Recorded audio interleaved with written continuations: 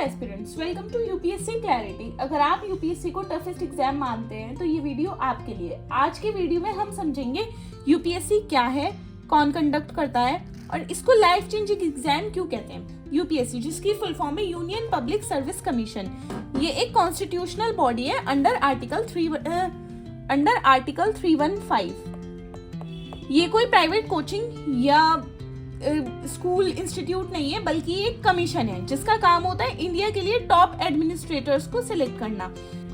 तो यूपीएससी का काम होता है इंडिया के लिए टॉप एडमिनिस्ट्रेटर्स को रिक्रूट करना, जैसे कि IAS, IPS, IFS, IRS, Indian administrative services, Indian police service, Indian foreign service, Indian revenue and taxation service जैसी ग्रुप ए सर्विसेज को रिक्रूट करना। ये एक इंडिपेंडेंट बॉडी है जो fair and transparent exam conduct करवाती है। अब हम देखते हैं इस एग्जाम को देने के लिए एलिजिबिलिटी क्राइटेरिया, मतलब कि आप इस एग्जाम को देने के लिए कैसे एलिजिबल हो। अगर आपने किसी भी रिकॉग्नाइज्ड यूनिवर्सिटी से ग्रेजुएशन की है, चाहे वो किसी भी स्ट्रीम में की हो, चाहे आर्ट्स में, चाहे साइंस में या चाहे कॉमर्स में, तो आप इस एग्जाम को देने के लिए एलिजिबल हो। इसमें बस एक एज का क्राइटेरिया होता है, जो जनरल के लिए 21 to 32 इयर्स है, ओबीसी के लिए अप टू 35 इयर्स है और SC/ST के लिए 37 इयर्स। तो अब हम इस एग्जाम के स्ट्रक्चर को समझते हैं। किसी भी एग्जाम को देने से पहले जरूरी है कि हम उसके बेसिक स्ट्रक्चर को समझ लें, उसका सिलेबस देख लें। तो ऐसे ही हम इस एग्जाम के स्ट्रक्चर को समझते हैं। तो इस एग्जाम में 3 स्टेजेस होती हैं। First is prelims, mains and interview. Prelims में हमारे पास 2 पेपर होते हैं, objective type paper 200 marks each, paper 1, paper 2।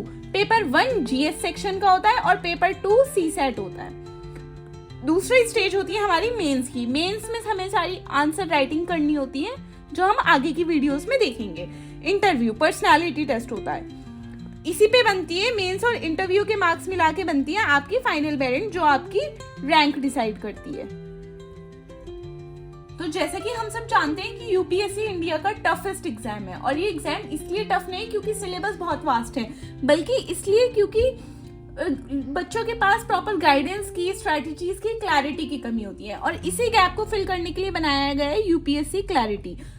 अगर आप यूपीएससी एस्पिरेंट हो, बिगिनर हो या फिर कंफ्यूज्ड हो, तो इस चैनल को फॉलो करो। आने वाली वीडियोस में हम बात करेंगे सिलेबस, स्ट्रेटजी, मिस्टेक, माइंडसेट और रियलिस्टिक प्रिपरेशन के प्लान्स शेयर करेंगे। यूपीएससी क्लैरिटी, जहां पे कंफ्यूजन नहीं, सिर्फ क्लैरिटी मिलेगी।